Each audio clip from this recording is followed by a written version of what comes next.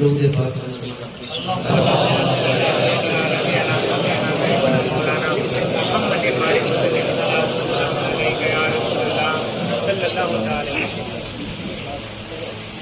میں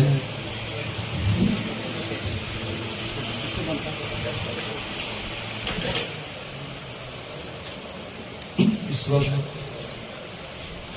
کسی تقریر کی غرض سے حاضر نہیں ہوا اور میں اس تقاریر کی فعل سے تقریریں جو میں نے کی آہستہ آہستہ پھر سے اس کو بند کرنے کا ارادہ سوچتا کرتا ہوں۔ بہرکیف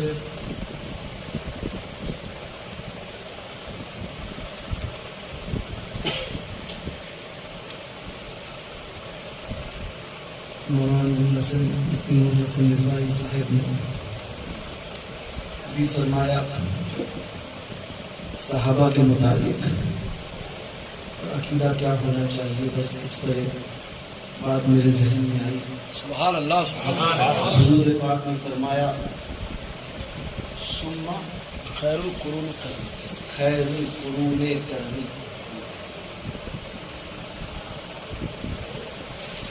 میرے بعد سب سے بہتر زمانہ جو ہے ثم الذین ثم الیمون، تو صحابہ کا ہے سب سے بہتر زمانہ۔ کرنی جو لفظ ہوتا ہے نا، یہ کاف، رے، نون اور یا، یہ چار لفظوں سے۔ سبحان اللہ سبحان اللہ۔ اب اس میں خلافت دیکھیے، لفظ کرنی میں حضور نے فرمایا سب سے بہتر زمانہ کرنی، لفظ کرنی چار لفظوں سے، رے، یا، نون اور یا، سمجھے؟ اسی میں خلافت پنہا ہے، 30 سال اسی میں۔ قاف کو دیکھیے، ابو بکر صدیق کا آخری لفظ، صدیق کا آخری لفظ قاف ہے، پہلے صدیق، ٹھیک ہے؟ رے دیکھو، کرنی، عمر کا آخری لفظ رے، دوسرے خلیفہ عمر کا، ٹھیک ہے؟ نون آتا ہے تیسرا لفظ، کرنی حضور نے فرمایا۔ عثمان کے حرف کا آخری حرف جو ہے عثمان کے لفظ کا نون ہے، وہ عثمان، نون سے جو ہے وہ عثمان مراد ہے، اور یا علی کا آخری حرف یا ہے۔ نعرہ رسالت جیلانی میں صاحب قبلہ مسلک اعلی حضرت، چار الفاظ میں حضور نے فرمایا، چار الفاظ میں 30 سال کی خلافت، خلافت راشدہ بالترتیب اور افضلیت اور فضیلت کے ساتھ حضور نے اس میں بتا دیا کرنی سب سے بہتر زمانہ۔ پہلا زمانہ ابو بکر کا، دوسرا عمر کا، پھر عثمان کا، پھر علی کا۔ حضور نے اس سے ثابت کر دیا کہ پہلے خلیفہ ابو بکر، دوسرے عمر، تیسرے عثمان، چوتھے علی۔ بس یہ بات کہنی تھی، عقیدے کی بات چلی تھی تو میں نے سوچا اس بات کو ذکر کر دوں۔ بہرکیف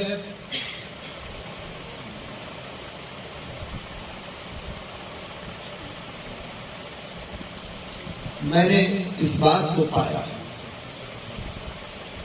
کہ اللہ تبارک و تعالی انسان کو وہ علم دے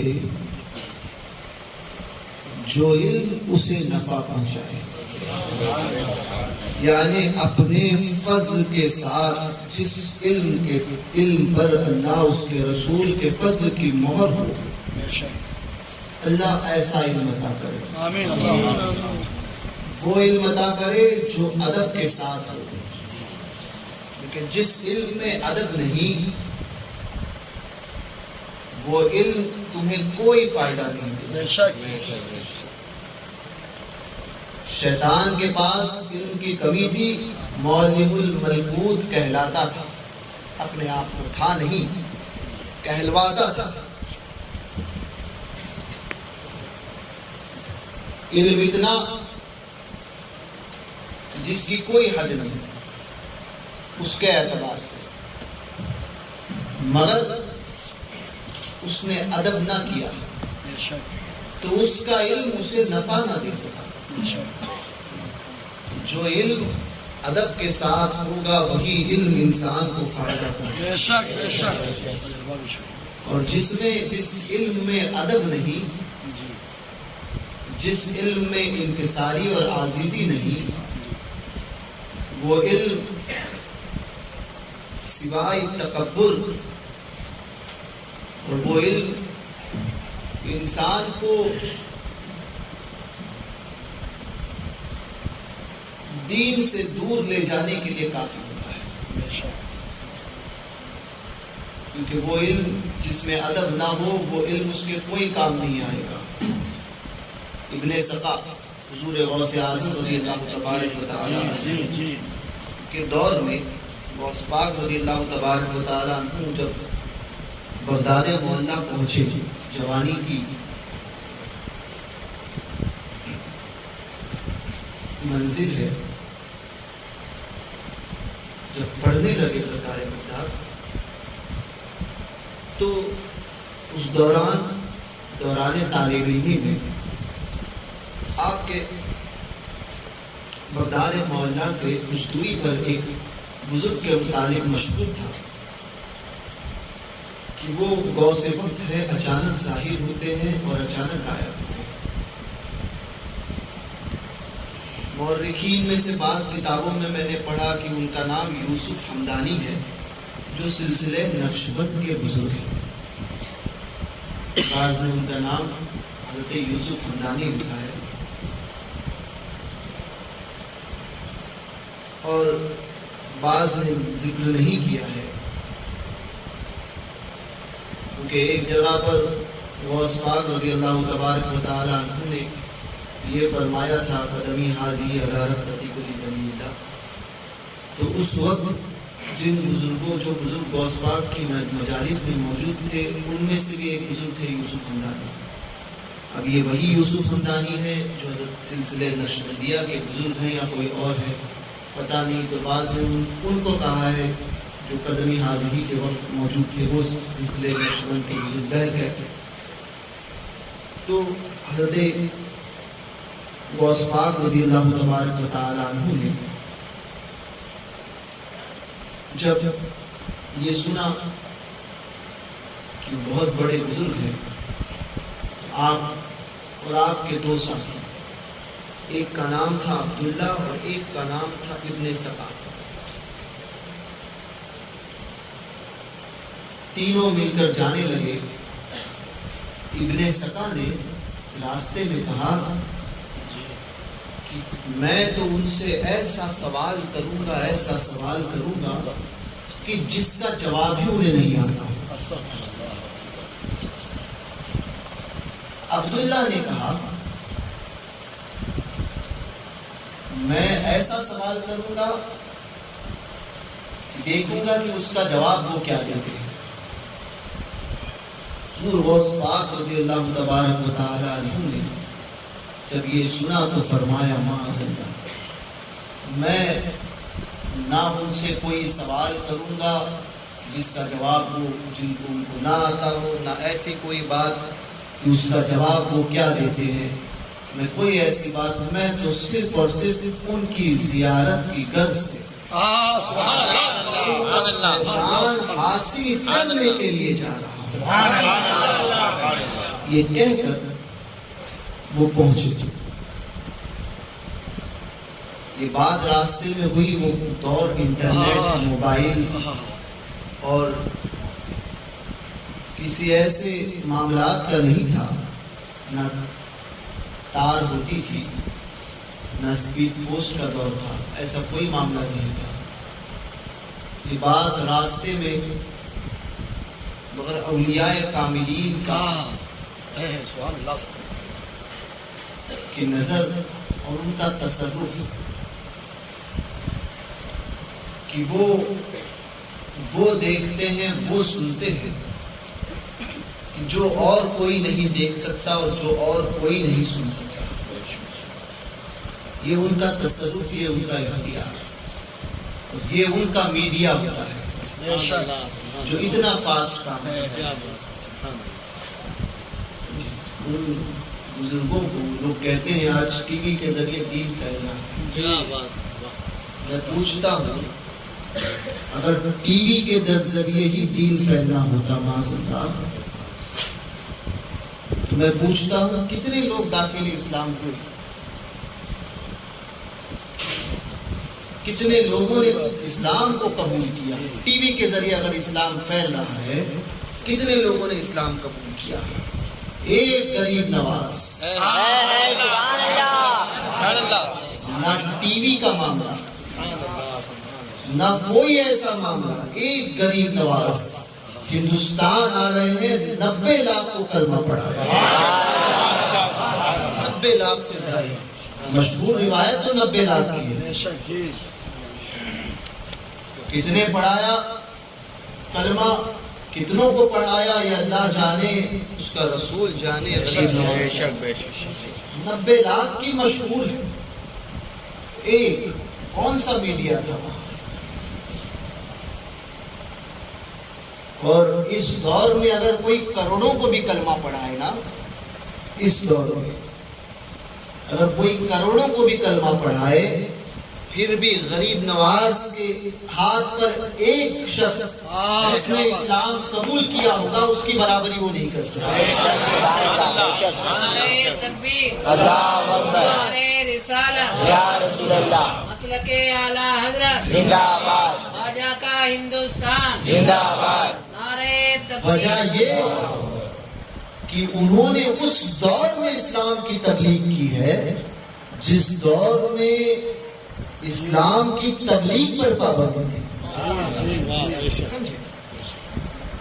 آج ہم اور آپ مسلمان کو صحیح نہیں کر سکتے، کافر کو کلمہ پڑھانا تو بہت دور کی بات ہے. بہرکیف وہ میڈیا جو اولیاء کاملین کا تھا، حضرت سرکار بغداد رضی اللہ تبارک و تعالیٰ عنہ نے راستے میں یہ باتیں ہوئی.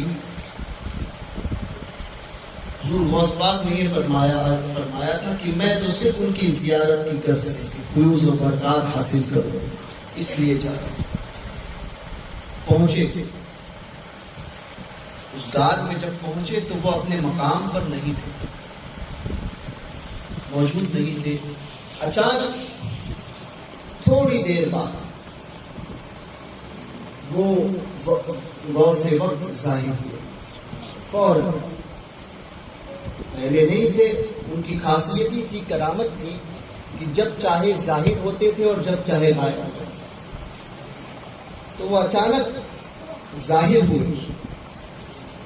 ہوئے اپنے مقام پر، جلال کی نگاہ سے ابن سقا کی طرف دیکھا، ابن سقا کی طرف جلال کی نگاہ سے دیکھا. ابن سقا سے کہا، ابن سقا یہ بھی بڑے تعجب کی بات کہ کسی نے یہ نہیں کہا تھا کہ یہ کون ہے اور کہاں سے آیا. لیکن جب ظاہر ہوئے تب نام لے کر بلایا. فرمایا ابن سقا، جلال کی طرف نگاہ سے دیکھا اور فرمایا ابن سقا تو یہ کہتا ہے کہ میں ان سے ایسا سوال کروں گا کہ دیکھتا ہوں کیا جواب دیتے ہیں. میں ان سے ایسا سوال کروں گا کہ جس کا جواب انہیں نہ آتا ہو. یہ تو کہتا ہے سن، تیرا سوال یہ تھا اور اس کا جواب یہ ہے. میں یہ دیکھ رہا ہوں کہ تیرے ارد گرد کفر کی آگ بہہ کر، تیرے ارد گرد کفر کی آگ بہہ کر. اب عبداللہ کی طرف دیکھا جلال سے، فرمایا عبداللہ تو نے یہ سوال کیا تھا کہ میں سوال کروں گا، ایسا سوال کروں گا کہ دیکھتا ہوں اس کا جواب کیا دیتے ہیں۔ سن، تیرا سوال یہ تھا اور اس کا جواب یہ ہے۔ میں یہ دیکھ رہا ہوں کہ دنیا کانوں کی لو تک تیرے یہاں پہنچی، تو اتنا ڈوب گیا دنیا میں۔ پھر حضور غوث پاک کی طرف نگاہ کرم سے دیکھا، نگاہ کرم سے دیکھا، حضور غوث پاک کو قریب بلایا کہ ہے عبدالقادر، اپنے بازو میں بٹھایا اور فرمایا اے عبدالقادر، ان قریب تو نے اپنے ادب سے اللہ اس کے رسول کو راضی کر دیا، تو نے اپنے ادب سے اللہ اس کے رسول کو راضی کر لیا۔ ان قریب ایک وقت آئے گا کہ تو بغداد معلیٰ کی سرزمین پر کھڑا، منبر پر کھڑا ہو کر یہ اعلان فرمائے گا، قدمی حاضری علی رغبتی میرا یہ قدم تمام اولیاء اللہ کی گردنوں پر ہے، اور روئے زمین کے سارے اولیاء کاملین تیرے اس فرمان کو سن کر اپنی گردنوں کو خم کریں گے۔ فرماتے ہیں حضرت وہ بزرگ غوث پاک کہ اس منزل پر جب پہنچ جاؤ، درود پاک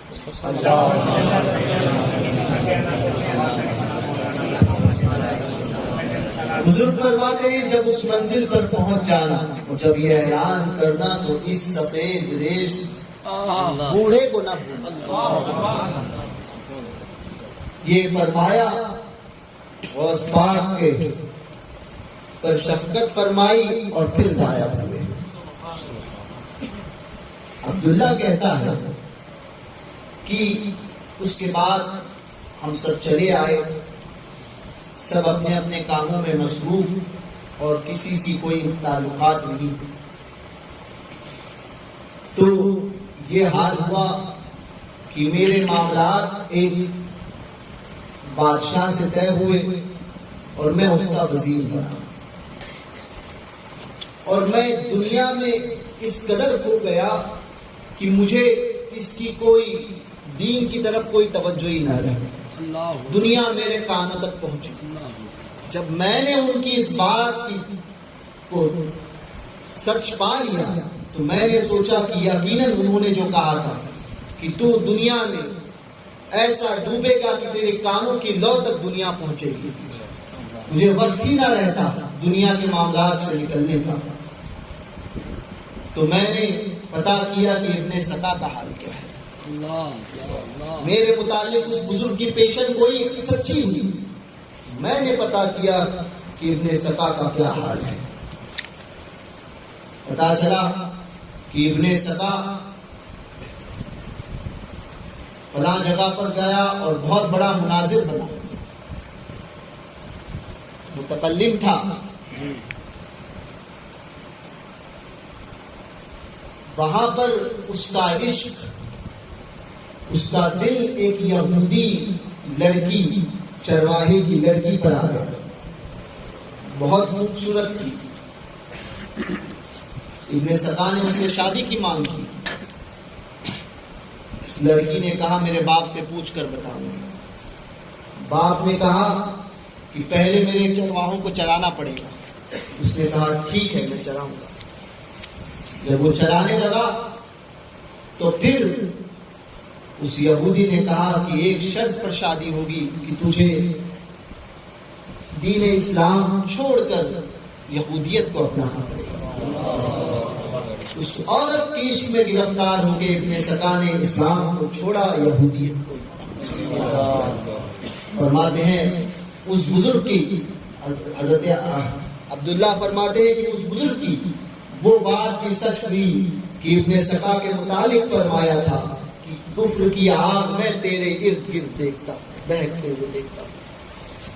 اب میں نے بغداد معلیٰ میں شیخ عبدالقادر جیلانی کے متعلق پتا کیا تو پتا چلا کہ انہوں نے بغداد میں حال ہی میں منبر پر کھڑے ہو کر یہ اعلان فرمایا قدمی حاضی علی رغبتی کل ولی اللہ، سبحان اللہ سبحان اللہ تمام اولیاء اللہ کی گردنوں پر سبحان اللہ یہ کس سبب یہ معاملات ہوئے؟ صرف اور صرف ادب نے سرکار بغداد کو اس منزل پر پہنچایا، اس منزل پر کسی دوسرے کو نہیں پہنچایا گیا، وہ اپنے منزل میں اپنے مقام میں تنہا ہے۔ یہ حال حضور غوث پاک رضی اللہ تبارک و تعالیٰ عنہ کی بارگاہ میں ایک بزرگ حاضر تھے، نوجوان تھے، بہت نورانی شکل، آئے دربار کے باہر حاضر ہوئے اور اس کی حضور اجازت چاہتے، سرکار بغداد نے کہا آؤ اندر آؤ، اندر بیٹھے، حضور غوث پاک کی بارگاہ میں کچھ باتیں عرض کی، سرکار بغداد نے کہا ٹھیک ہے، آپ نے اس کا جواب دیا، کچھ دیر رکے، پھر کہا کہ حضور اجازت ہے، فرمایا ٹھیک ہے جاؤ۔ ملاقات ایسی کہ جیسے بہت وقت سے جانتے ہو، وہ پھر اپنے خانقاہ کے باہر گئے۔ اب حضرت علی بن ہیتی رضی اللہ تعالیٰ عنہ، لوگ ہیتی پڑھتے ہیں اس کو، وہ لفظ ہیتی ہے، علی بن ہیتی لوگ اکثر پڑھتے ہیں، وہ علی بن ہیتی ہے۔ ہیت ایک جگہ کا نام ہے اور ہیت کا رہنے والا ہیتی ہوتا ہے، ہیتی نہیں۔ تو حضرت علی بن ہیتی رضی اللہ تبارک و تعالیٰ عنہ وہ وہاں سے نکلے اور باہر جا کر دیکھا تو انہیں نہ پایا، عرض کی حضور اس شکل کے شخص کو ہم نے کبھی بغداد معلیٰ میں نہیں دیکھا اور آپ کی مجلس میں نہیں دیکھا، حضور یہ کون تھے جو آئے اور آ کر کچھ معروضات پیش کی اور پھر چلے گئے؟ حضور غوث پاک رضی اللہ تبارک و تعالیٰ عنہ نے فرمایا کہ یہ بیت المقدس کے رہنے والے ایک اللہ کے ولی جو رجال الغیب میں سے سبحان اللہ سبحان اللہ میرے پاس ایک قدم نہیں، بیت المقدس سے ایک قدم نہیں، سبحان اللہ سبحان اللہ فلسطین ملک شام سے آگے ہے، پہلے وہ ملک شام کا ہی علاقہ تھا، تاریخ پڑھیں گے تو آپ کو پتہ چلے گا، مگر بعد میں اس کو الگ کیا گیا، تو فلسطین مسجد اقصی، ٹھیک ہے، تو اس وہاں سے بغداد، ایران، عراق، اس فاصلے کو طے کرنا ہزاروں کلومیٹر کا فاصلہ ہے، صرف ایک قدم میں انہوں نے طے کیا۔ فرمایا عرض کی حضور کس لیے آئے تھے؟ کہا وہ صرف ادب سیکھنے کے لیے آئے تھے،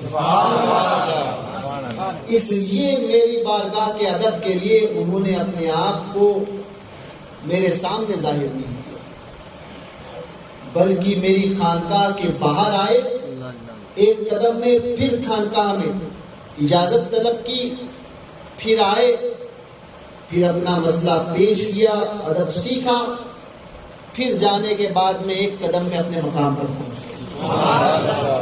یہ تھا ادب۔ حضرت علی بن ہیتی رضی اللہ تعالیٰ عنہ یہ وہ بزرگ ہیں کہ ان کا نام جو کثرت سے لیتا علی بن ہیتی، علی بن ہیتی رضی اللہ تعالیٰ اس کو شیر نہیں کھائے گا، شیر جو ہے وہ حضرت علی بن ہیتی رضی اللہ تبارک و تعالیٰ عنہ کا نام کثرت سے لینے والے کو نہیں کھائے گا، جہاں مچھر زیادہ ہو اور بہت زیادہ کاٹتے ہو تو وہاں پر حضرت علی بن ہیتی رضی اللہ تبارک و تعالیٰ عنہ کا نام کثرت سے لیا جائے، پڑھا جائے، مچھر اس شخص کو کاٹنا چھوڑ دیں گے۔ سبحان اللہ یہ ان کے نام کی فضیلت، ان کے نام کی برکتیں ہیں۔ علی بن ہیتی رضی اللہ تبارک و تعالیٰ عنہ۔ ویسے شیر کے متعلق ہے کہ شیر اس کو بھی نہیں کھاتا، اور ایک تو صحیح نسب سادات کو شیر نہیں کھاتا، بے شک ایک سبحان اللہ جس سبحان سے زندگی میں کوئی حرام کام سرزد نہ ہوا ہو اس کو کبھی شیر نہیں کھاتا۔ سبحان اللہ شیر روزانہ اٹھ کے یہ دعا کرتا ہے کہ رب کی بارگاہ میں اے اللہ مجھے ایسے شخص پہ مسلط نہ فرما جس نے زندگی میں کبھی حرام کیا۔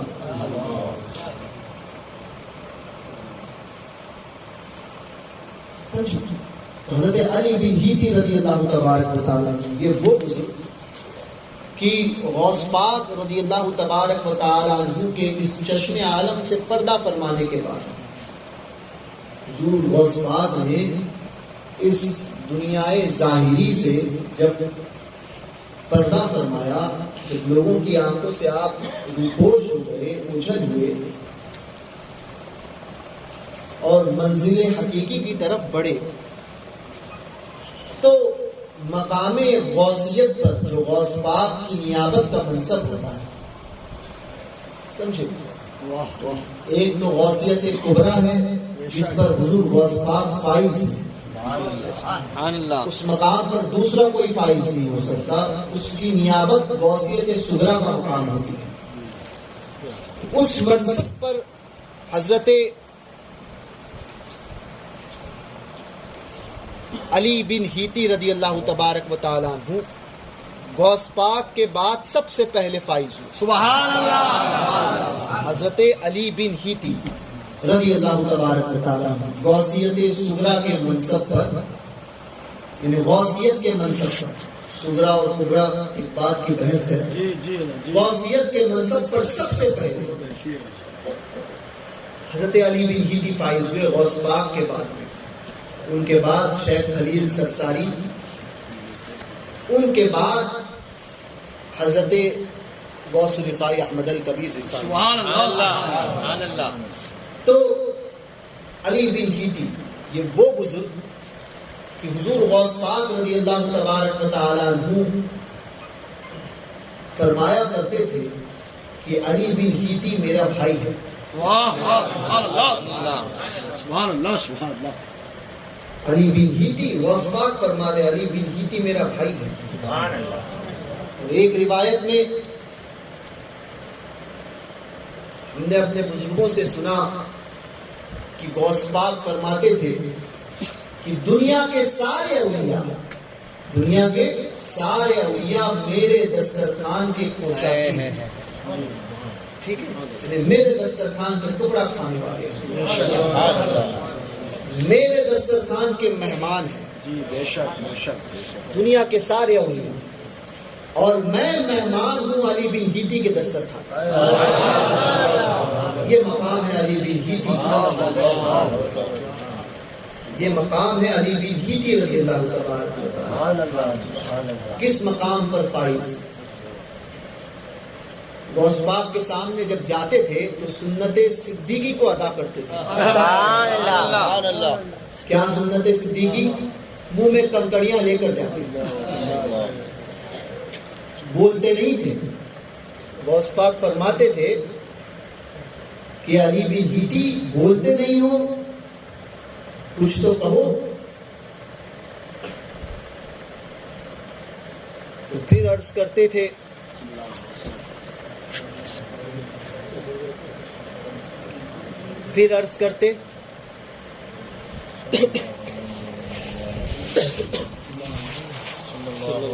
صلی اللہ علیہ محمد صلی اللہ علیہ وسلم صلاۃ و سلام علیک یا رسول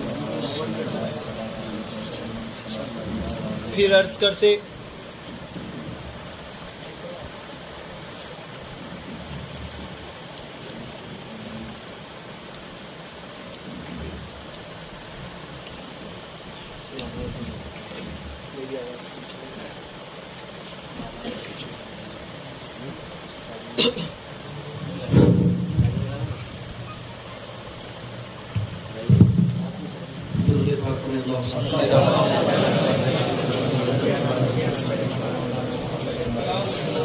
وہ حضور غوث پاک رضی اللہ تبارک و تعالیٰ عنہ جب منہ میں پتھر لے کر حضرت علی بن ہیتی پہنچتے سیدنا صدیق اکبر کے متعلق بھی حدیثوں میں آتا ہے حضور کی بارگاہ کا ادب.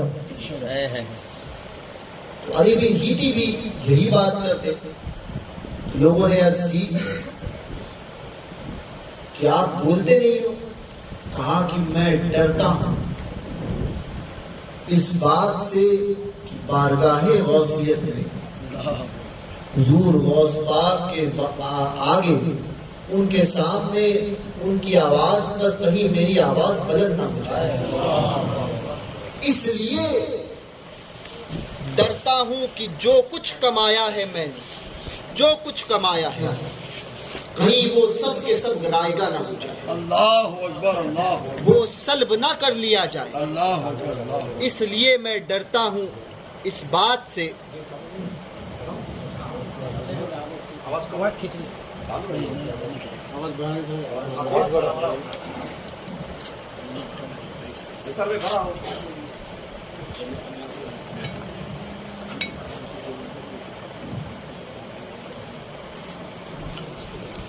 اس بات سے میں ڈرتا ہوں کہ میرا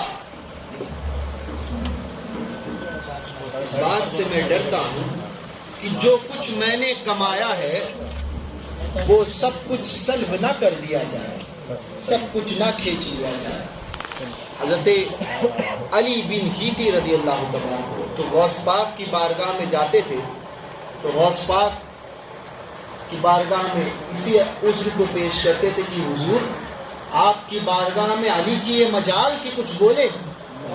حضور مجھے اس بات کا ڈر ہے کہیں آپ کی آواز پر میری آواز بلند نہ ہو جائے اور میں نے زندگی میں جو کچھ پایا ہے سب کچھ نہ چھین لیا جائے. اس لیے ڈرتا ہوں. حضور غوث پاک پھر فرماتے اے علی تم بولو تمہارے لیے امان ہے. سبحان اللہ سبحان اللہ.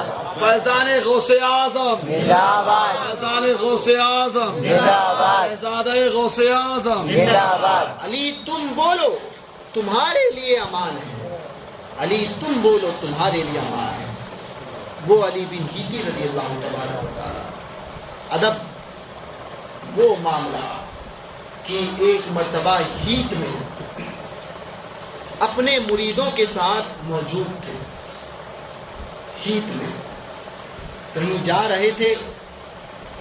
سواری لائی گئی. سواری میں گھوڑا پیش کیا گیا. گھوڑے پر سواری.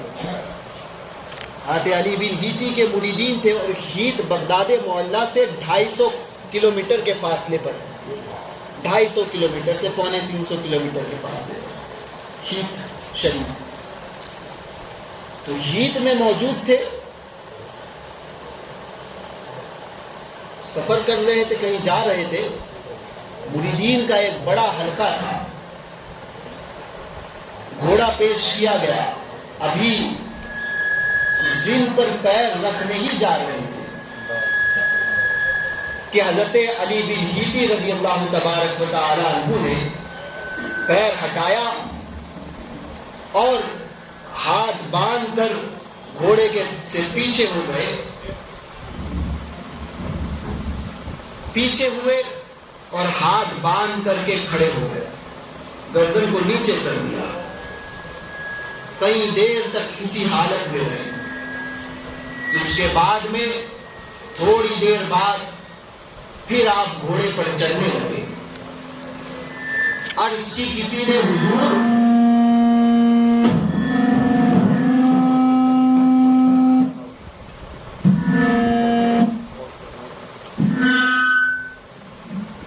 کسی نے عرض کی حضور آپ نے اس طرح کے معاملات کیوں کیے کہ آپ اچانک گھوڑے پر بیٹھنے جا رہے تھے اچانک آپ گھوڑے سے ہٹے، پیر رکھنے جا رہے تھے، پھر پیر کو زمین پر لیا، پھر ہاتھ باندھ کر کے گردن کو نیچا رکھ کے آپ کھڑے ہو گئے کئی دیر تک، اس کے بعد اب بیٹھ رہے ہیں، ماجرا سمجھ میں نہیں آیا۔ اب حضرت علی بن ہیتی کا جواب سماعت کرو۔ عرض کرتے فرماتے ہیں کہ میں جس وقت گھوڑے پر بیٹھنے جا رہا تھا، میری نگاہ بغداد معلیٰ پر پڑی۔ سبحان اللہ۔ میں نے دیکھا کہ حضور شہنشاہ بغداد، پیرانے پیر، پیر دستگیر، سرکار غوث پاک رضی اللہ تبارک و تعالی مدرسے نظامیہ سے اسی وقت باہر نکل رہے ہیں، اور حضور غوث پاک اپنے کھچر پر، گھوڑا نہیں کھچر جو گھوڑے سے چھوٹا ہوتا ہے، گدھے سے بڑا، حمار سے بڑا ہوتا ہے، تو اس پر تشریف رکھنے جا رہے ہیں، اپنے کھچر پر تشریف رکھنے جا رہے ہیں۔ میں نے اس بات کو بے ادبی جانا کہ حضور غوث پاک رضی اللہ تبارک و تعالیٰ عنہ بغداد معلیٰ میں اپنے کھچر پر بیٹھنے جا رہے ہوں، اور اس وقت میں ہیت میں سرکار بغداد کے مقابلے میں گھوڑے پر بیٹھوں۔ اسی لیے میں پیچھے ہٹا، اور جب تک شہنشاہ بغداد سلطان الاولیاء کھچر پر سوار ہو کر آگے نہ بڑھے، اس وقت تک میں نے گھوڑے پر بیٹھنا پسند نہ کیا۔ یہ ادب تھا، اور یہی وجہ تھی کہ حضور غوث پاک کے بعد میں غوث پاک رضی اللہ تبارک و تعالی عنہ کے کرم سے غوثیت کے منصب پر علی بن ہیتی فائز ہوئے۔ سبحان اللہ۔ علی بن ہیتی فائز ہوئے۔ یہ ادب تو پتا چلا کہ منازل طے کرنا ہے تو ادب ضروری ہے۔ بغیر ادب کے تجلیات کا، راہ سلوک کا کوئی سفر آپ پر نہیں کھل سکتا، کوئی سفر۔ جتنا چاہے پڑھ لو، جتنے چاہے دنیا میں بڑے القاب لگا دو، جتنا چاہے جتنا بڑا عالم بننا ہے بنو، مگر ادب سے خالی رہو گے تو کبھی فیض نہیں آ پائے گا، اور نہ کسی کو فیض دے پاؤ گے۔ ادب پہلی منزل ہے محبت کے قرین ہونے، پہلی منزل ادب ہے۔ عشق کا پہلا زینہ ادب ہے۔ جس نے ادب کیا وہ سب کچھ پا گیا، اور جس نے ادب چھوڑا وہ خالی رہا۔ اس لیے ادب کا دامن کہیں سے نہ چھوٹنے پائے، اور جو علم ادب کے بغیر ہو تو اس سے بہتر ہے کہ اس کا جاہل رہنا۔ بے شک بے شک۔ حضرت محمد غوث گوالیری رضی اللہ تبارک سبحان اللہ۔ میں آ رہا تھا کہ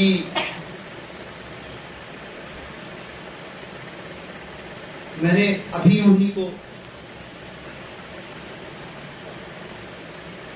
کافی عرصے سے پڑھتا تھا، ایک کتاب ان کی مجھے ملی، اس کو میں نے پڑھا، جس میں ایک بات تو پہلے سے طے تھی، بزرگوں نے فرمایا کہ قوت گویائی جس کے پاس زیادہ ہو جائے وہ قوت عمل سے خالی ہو جاتا ہے۔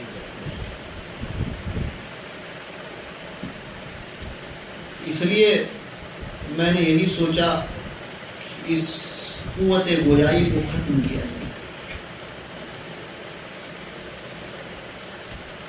زیادہ بولنا عمل کے کہیں عمل کو ختم نہ کر دے۔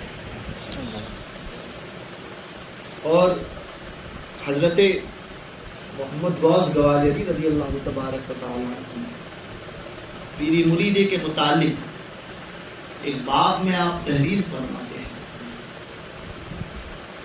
ہیں کہ میں جب مشاہدات کرنے لگا تو میرے شیخ شیخ کاظم رحمۃ اللہ تعالی علیہ نے مجھ سے فرمایا تھا کہ فلاں جگہ چلے جانا اور وہاں پر محو عبادت رہنا، مگر اس دوران کوئی بھی اگر تم سے بیعت کے لیے حاضر ہو جائے 1 سال تک، تو اس کو داخلے سلسلہ نہ کرنا، داخلے سلسلہ نہ کرنا۔ میں مجاہدے میں بیٹھا، 8 مہینے نہ گزر پائے تھے کہ ایک شخص اس کھنڈرات کی طرف آیا اور اس نے عرض کی کہ حضور بیعت میں داخل کر لیجیے۔ میں نے یہ کہا کہ میں مرید نہیں بناؤں گا۔ اس نے ضد کی، طلب سچی تھی، جب اس نے ضد کی مجھے رحم آیا اور میں نے اسے داخلے سلسلہ کیا۔ اسی وقت میرے سر میں درد شروع ہوا، اسی وقت میرے سر میں درد شروع ہوا۔ میں نے اب یہ ارادہ کیا کہ اب کسی کو مرید نہیں کروں گا، اور اب پھر میں نے قصد کیا کہ اب پھر سے 1 سال تک مجاہدہ کروں گا۔ پھر میں نے قصد کیا، مجاہدے کا وقت چند مہینے نہ گزر پائے تھے، پھر ایک شخص آیا، اس نے پھر یہی بات کہی، مرید ہونا ہے۔ میں نے منع کیا، اس نے ضد کی، تب جا کر مجھے اس کی طلب سچی نظر آئی۔ میں نے پھر اس کو داخلے سلسلہ کیا۔ جیسے ہی مرید کیا، پھر وہی سر کا درد آیا، وہی سر کا درد، وہی بوجھ محسوس ہوا۔ اب میں نے قسم کھائی، اب کسی کو مرید نہیں کروں گا، کوئی بھی آ جائے، کسی کو مرید نہیں کروں گا، کوئی بھی آ جائے۔ اب جانے کے بعد میں ایک وقت گزرا، پھر میں نے 4 سال مجاہدے کی کہ اب کسی سے کوئی تعلق نہیں رکھوں گا، مجاہدے کی نیت کی۔ پھر چند ماہ گزرے تو ایک سید زادے میرے پاس تشریف لائے اور انہوں نے مجھ سے بیعت کی طلب کی۔ محمد غوث گوالیری فرماتے ہیں کہ میں نے صاف انکار کیا، میں نے صاف انکار کیا، کہا کہ میں نے وعدہ کیا ہے کہ میں بیعت میں داخل نہیں کروں گا۔ تو کہا کہ سید زادے نے بحث شروع کر دی، کہا اگر آپ بیعت نہیں کرو گے تو کون کرے گا؟ کہا یہ معاملات میرے ساتھ پہلے ہو چکے ہیں اور میں نے اس سے وعدہ کیا ہے کہ اب بیعت میں کسی کو داخل نہیں کروں گا۔ تو کہا کہ رب تبارک و تعالیٰ کی طرف نہیں تو حضور کی اتباع پیروی کے لیے ہی کر لو داخل سلسلہ۔ تو میں نے سوچا کہ یہ بات تو خالی نہیں، چلو صرف برکت کے حساب سے کہ وہ پیروی ہو جائے اس لیے داخل کر لوں، کیونکہ بیعت کے بہت سے طریقے ہیں، ایک بیعت ارادتی ہوتی ہے اور ایک بیعت تبرکی ہوتی ہے۔ پھر کبھی انشاءاللہ اس پہ بات کروں گا۔ بیعت ارادتی میں غیر عالم کا شامل ہونا ہی حرام ہوتا ہے، اور بیعت تبرکی میں سب کو ہی شامل ہو جاتے ہیں۔ بہرکیف بیعت، میں نے کہا چلو بیعت کر لوں۔ اب میں نے بیعت کی، اب میرے سر میں درد ہوا، اور اس بار کا درد پہلے دونوں دردوں سے زیادہ تھا۔ میں نے کہا کہ یا اللہ یہ کیا ماجرا ہے، کیا میں اس قابل نہیں؟ اتنے میں حاطف ظاہر ہوا اور اس نے کہا کہ ہم نے منع کیا تھا کہ بیعت کسی کو نہ کیا جائے، تم نے کیوں بیعت کی؟ کہا کہ اس نے یہ کہا تھا، کہا کہ ہم نے 2 مرتبہ منع کرنے کے بعد اور تم نے 2 مرتبہ ہم سے وعدہ کرنے کے بعد میں بیعت ظاہر کی، تو یہ کیوں کیا؟ جاؤ اب تمہارے سارے معاملات ختم۔ حضرت محمد غوث گوالیری فرماتے ہیں کہ کہنا تھا کہ حضرت شیخ کاظم جو ہے وہ حضرت صاحب ہوئے اور کہا کہ محمد غوث کیا معاملہ ہے؟ میں نے کہا حضور ایسا ایسا مسئلہ ہوا۔ ہاتھ پکڑا اور کہا چلو، تو کہا حضور کہاں؟ کہا چلو سلطان العارفین حضرت بایزید بستانی تحقیق ان کے نام کی برکت کا معاملہ ہے کہ جن کو ان کا نام تیفور بن عیسیٰ جو 20 مرتبہ روزانہ لے گا انشاءاللہ تبارک و تعالی اس کا خاتمہ بھی خیر ہوگا۔ سبحان اللہ۔ تو وہ لے کر وہاں پہنچے، اپنی کیفیت کو انہوں نے عرض کیا۔ بایزید بستانی نے فرمایا کہ جب تم مرید چوٹی کرتے ہو تو اپنے مریدوں کا بار تمہارے سر پر آ جاتا ہے، اس لیے تمہارے سر میں درد ہوتا ہے۔ حضور دوسرے بھی تو بیعت کرتے ہیں، تو ان کو کبھی یہ معاملات نہیں۔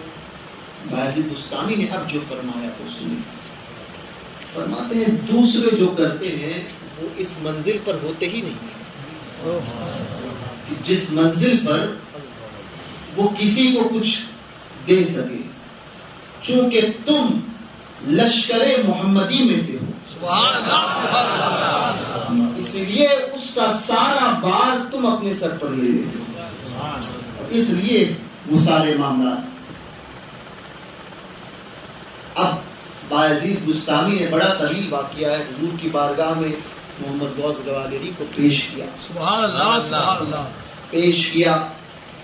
حضور نے فرمایا کہ میں نے تمہیں اور تمہاری صبح قیامت تک کے آنے والے سلسلے اہل سلسلہ کو اپنے لشکر میں شامل کر لیا۔ بہت باتیں ہوئی،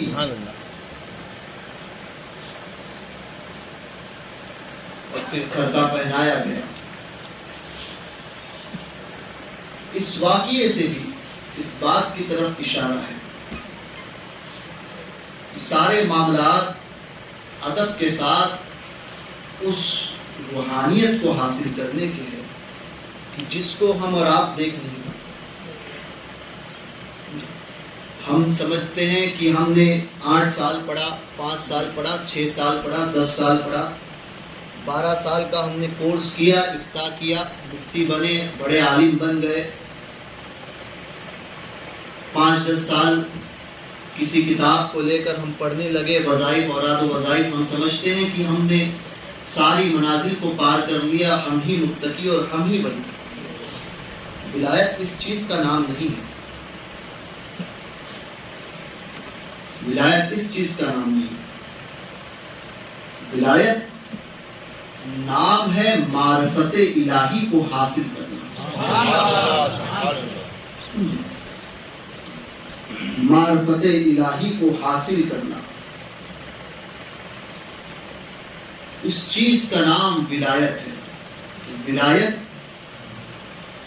کو حاصل کرنا، روحانیت کو حاصل کرنا ہے، تو یہ اس وقت تک نہیں حاصل ہوگی جب تک ظاہر کے ساتھ باطن کی جو خرابیاں ہیں وہ دور نہ ہوں۔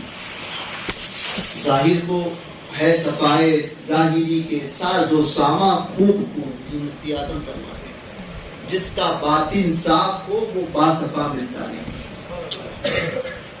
باطن کو صاف کرنے کی ضرورت ہے، جب تک وہ روشن نہیں ہوگا تب تک تجلیات کا کوئی حصہ ہم پر نہیں کھلے گا، کیونکہ ہم ادب کو چھوڑ کر یہ سمجھتے ہیں، جب کچھ پڑھتے ہیں تو ہم یہ سمجھتے ہیں کہ ہم ہی سب سے بڑے اور ہم سب سے اچھے۔ ایک شخص کبھی نماز نہ پڑھتا تھا، نماز کا عادی بن جائے، 1 مہینہ نماز پڑھے گا، 1 مہینے کے بعد میں ساری دنیا اس کو بے نمازی نظر آتی۔ کیوں؟ کیونکہ وہ سمجھتا ہے کہ میں ہی نمازی ہوں، باقی کوئی نماز، وہ سب کو حقارت کی نگاہ سے دیکھتا ہے۔ یہی فرق ہوتا ہے ایک عام انسان میں اور اولیاء کاملین میں۔ اولیاء کاملین مقام کو پانے کے بعد میں بھی اپنے آپ کو دنیا میں سب سے زیادہ حقیر سمجھتے ہیں۔ یہ فرق ان کا۔ اس لیے ولایت بہت اونچی چیز ہے۔ روحانیت کو حاصل کرنا ہو، سب سے پہلے ادب، علم، اور پھر ان بزرگوں کی بارگاہوں کی جوتیاں سیدھی کرنا، سچی لگن، مجاہدات، مراقبات، یہ جب تک انسان نہیں پہنچے کرے گا۔ سوچتے ہیں ہم تسبیحاں پڑھ لیتے ہیں، کسی کے پاس کشف آ جائے تو وہ سمجھتا ہے کہ وہ بہت بڑا ولی ہے، دل کی بات کسی کی بتا دی، سمجھتے ہیں لوگ کہ بہت بڑا ولی ہے۔ کشف تو سادھوؤں کو بھی ہوتا ہے، جوگیوں کو بھی کشف ہوتا ہے کہ دلوں کی بات بتاتے ہیں، مگر کشف، کسی کے پاس کشف کا ہونا اس کے ولایت کی دلیل نہیں ہے۔ اسی لیے اپنے باطن کو سنوارنے کی کوشش کرو، جب تک یہ نہیں سنورے گا اس وقت تک تمہارے کوئی اعمال تمہارے کام نہیں آئیں گے۔ عمل کا دار و مدار نیتوں پر ہے، نیت درست ہوگی تبھی عمل فائدہ پہنچائے گا۔ عمل کا دار و مدار نیت پر ہے۔ ایک شخص نے یہ نیت کی کہ حدیث پاک میں آتا ہے، مفہوم حدیث بتا کر چلتا ہوں، حضور کی بعض حدیثیں ایسی ہے جو بعض کی تشریح کرتی ہیں۔ یہ عمل کا دار و مدار نیتوں پر ہے۔ اس کے متعلق بشیر القاری میں حضرت سید غلام جیلانی میٹھی رحمۃ اللہ تعالی انہوں نے ان حدیث کو نقل کیا ہے۔ فرماتے ہیں کہ حدیث پاک میں آیا کہ ایک شخص، مفہوم حدیث بیان کر رہا ہوں، ایک شخص کے پاس پیسہ ہو اور اس کے بعد میں وہ خیرات کرے اچھے کام میں۔ دوسرے شخص نے اس کو دیکھا، اس کے پاس پیسہ نہیں تھا، مگر اس نے یہ سوچا کہ اگر میرے پاس بھی یہ پیسہ ہوتا تو میں بھی اس پیسے کو اسی طرح سے اچھے کام میں، راہ خدا میں صرف کرتا، خرچ کرتا۔ پس فرمایا گیا کہ ثواب میں وہ اور وہ دونوں برابر ہیں۔ سبحان اللہ۔ صرف نیت کی تھی، میرے پاس ہوتا، خرچہ بھی نہیں کیا ہے، ہوتا تو میں بھی ایسا کرتا اللہ کی راہ میں، میں ثواب میں وہ اور دونوں برابر۔ اور ایک شخص کے پاس پیسہ تھا اور اس نے غلط راہ میں کیا کام، گناہوں میں اس کو گزارا۔ دوسرے شخص نے دیکھا، اس نے کہا کہ اگر میرے پاس بھی ہوتا تو میں بھی اس کو اسی طرح سے استعمال کرتا۔ فرمایا بس گناہ میں وہ دونوں برابر۔ عمل کا دار و مدار نیتوں پر، اس لیے اپنی نیتوں کو اچھا کرو۔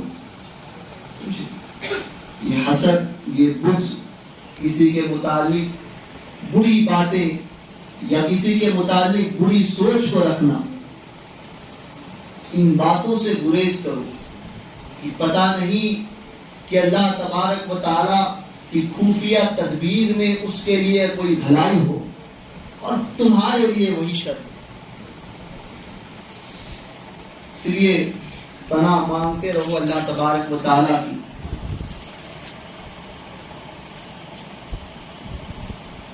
کہ اللہ ہمیں اپنی پناہ عطا فرما، ہر برائی سے اور ہر برے کام سے۔ سمجھ میں آئی بات؟ اللہ تبارک و تعالیٰ کہنے سننے سے زیادہ ہمیں عمل کی توفیق عطا فرمائے. جو کچھ کہا گیا اسے اللہ تبارک و تعالیٰ اپنی بارگاہ میں قبول فرمائے.